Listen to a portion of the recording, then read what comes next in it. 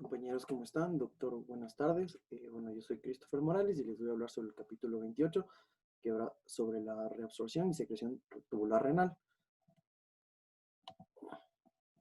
En el primer punto les voy a hablar sobre el transporte máximo de sustancias que se reabsorben de forma activa. Aquí podemos ver que en la mayoría de las sustancias que se reabsorben o excretan activamente hay un límite en la intensidad con la que pueden transportarse. Este se denomina transporte máximo. Este límite se debe a la saturación de los sistemas de transporte específico cuando la cantidad de soluto que llega al túbulo supera la capacidad de las proteínas transportadas y enzimas específicas implicadas en el proceso de transporte. Normalmente no aparece la glucosa medible en la orina porque casi toda la glucosa filtrada se reabsorbe en el túbulo proximal. Cuando la carga filtrada supera la capacidad de los túbulos de reabsorber la glucosa, se produce la excreción de glucosa en la orina. En el adulto, el transporte máximo de glucosa es como media de alrededor de 375 miligramos sobre minuto, mientras que en la carga filtrada de glucosa es de unos 125 miligramos sobre minuto. Aquí podemos ver la fórmula que se emplea, que es sobre filtración glomerular por glucosa plasmática es igual a 125 mililitros sobre minuto por 1 miligramo sobre mililitro. El exceso de glucosa filtrada no se reabsorbe y este pasa en la orina. En esta figura podemos ver las relaciones entre la carga filtrada de glucosa, la reabsorción de glucosa por los túbulos renales y la excreción de glucosa en la orina. El transporte máximo es la intensidad máxima con la que los tubos pueden reabsorberse la glucosa desde los túbulos. La glucosa plasmática de una persona sana casi nunca es tan alta como para provocar la excreción de glucosa en la orina. Podemos ver que en la diabetes mellitus, cuando esté incontrolada, la glucosa plasmática puede aumentar a cifras altas y hacer que la carga filtrada de glucosa supere el transporte máximo y dé lugar a una excreción urinaria de glucosa. En esta tabla podemos ver los máximos transportes importantes para las sustancias que se reabsorben activamente por los túbulos. Bueno, ahora les voy a hablar sobre las sustancias que se transportan de forma activa, pero no muestran transporte máximo. Bueno, algunas de estas sustancias que se reabsorben de forma pasiva no muestran un transporte máximo, porque la intensidad de su transporte está determinada por otros factores, que son los siguientes.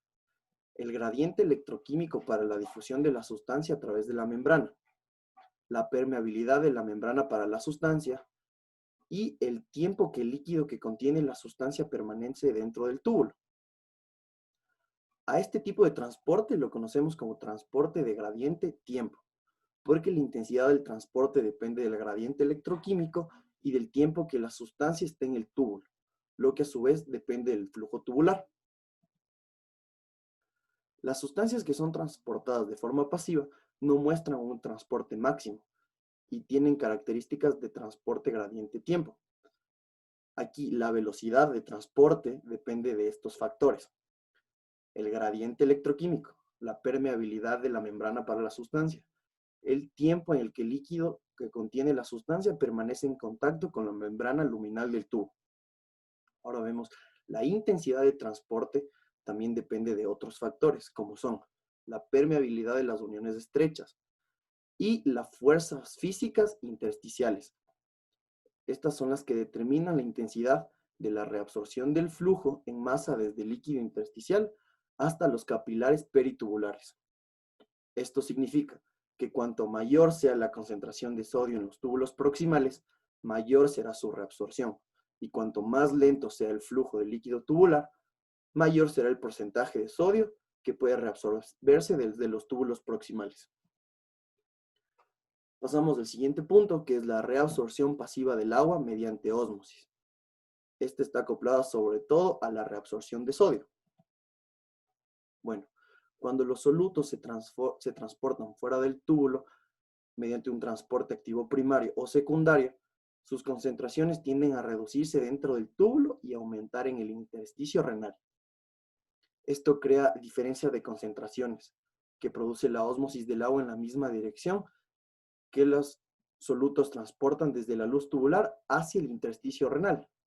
Una gran parte del flujo osmótico de agua en los túbulos proximales se produce a través de las también conocidas como uniones estrechas que hay entre las células epiteliales y estas te dan a través de las propias células ya mencionadas. A medida que el agua se mueve a través de las uniones estrechas por ósmosis, también puede llegar a alguno de los solutos. Este es un proceso llamado arrastre del disolvente. En las partes más distales de la nefrona, comenzando en el asa de Henle y siguiendo hasta el túbulo conector, las uniones estrechas se hacen menos permeables al agua y los solutos, y las células epiteliales también tienen una menor área de superficie de membrana. Por eso es que el agua no puede moverse fácilmente a través de las estrechas uniones de la membrana tubular por ósmosis. Sin embargo, la hormona antidiurética aumenta mucho la permeabilidad al agua en los túbulos distal y colector, como se les va a comentar después. En el túbulo proximal, la permeabilidad al agua es siempre elevada y el agua se reabsorbe tan rápidamente como los solutos. En la forma ascendente del asa de Henle, la permeabilidad del agua es siempre baja, de manera que casi no se reabsorbe el agua a pesar del gran gradiente osmótico. Bueno, el siguiente punto es la reabsorción del cloro, urea y otros solutos por difusión pasiva. Cuando se reabsorbe el sodio a través de la célula epitelial tubular, se transportan iones negativos como el cloro junto al sodio debido a los potenciales eléctricos. Este entorno hace que los iones de cloro difundan pasivamente a través de la vía paracelular. Esto produce una reabsorción adicional de iones de cloro por un gradiente de concentración de cloro que se forma cuando el agua se reabsorbe del túbulo por ósmosis, lo que concentra los iones de cloro en la luz. Por lo tanto, la reabsorción activa de sodio está acoplada perfectamente a la reabsorción pasiva de cloro a través de un potencial eléctrico y un gradiente de concentración desde el cloro.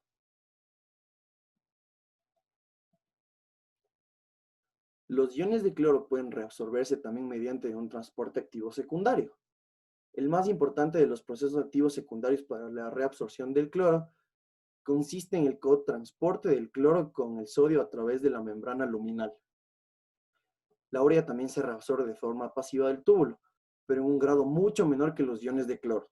A medida que el agua se reabsorbe de los túbulos, la concentración de urea en la luz tubular aumenta. Este aumento crea un gradiente de concentración que favorece a la reabsorción de la urea.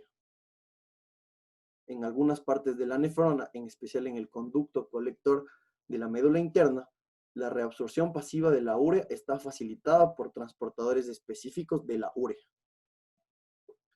A pesar de todo, solo la mitad de la urea que se filtra por los capilares glomerulares se reabsorbe en los túbulos. El resto de la urea pasa a la orina, lo que permite a los riñones excretar grandes cantidades de este producto de desecho en el metabolismo. En los mamíferos, más del 90% del nitrógeno de desecho generado principalmente en el hígado, como un producto del metabolismo proteico, se excreta normalmente a través de los riñones como urea. Tenemos también otro producto de desecho del metabolismo que es la creatinina. La mayor parte de la creatinina filtrada en el glomérulo se excreta en la orina y tan solo una mínima cantidad de esta se reabsorbe. Y bueno, muchas gracias por su atención.